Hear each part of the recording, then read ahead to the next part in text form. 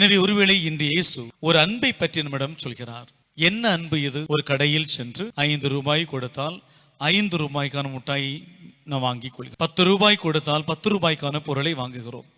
நாம் என்ன தொகை கொடுக்கிறோமோ அந்த தொகைக்கு ஈடாக ஒரு பொருளை நாம் பெற்று செல்கிறோம். பல நேரங்களில் பலருடைய ஏக்கமும் நான் அன்பை கொடுத்தால் இந்த உலகம் அன்பை தரும் என்று நாம் எதிர்பார்க்கிறோம். ஆனால் நான் எவ்வளவு அன்பை கொடுத்தாலும் இந்த உலகம் அன்பை தராது என்பதில் ஒருவர் தெளிவாக இருந்தார். நான் என் உயிரையே இவர்களுக்காக கொடுத்தாலும் இவர்கள் நிச்சயமாக என் மீது பாசம் காட்ட மாட்டார்கள்.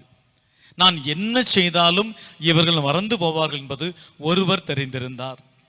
என்னை ஒருவன் காட்டி கொடுப்பான், என்னை கல்வாரியில் கையளிப்பார்கள், எனக்கு முள்முடி சூட்டுவார்கள், எனக்கு கல்வாரியில் மரணம் வரும், என் தகப்பனை நோக்கி நான் கதறிச்சாவேன். எல்லாம் தெரிந்தாலும் வாழ்வின் அந்திமம் வரை அந்த அன்பை கொடுத்தவர் இயேசு.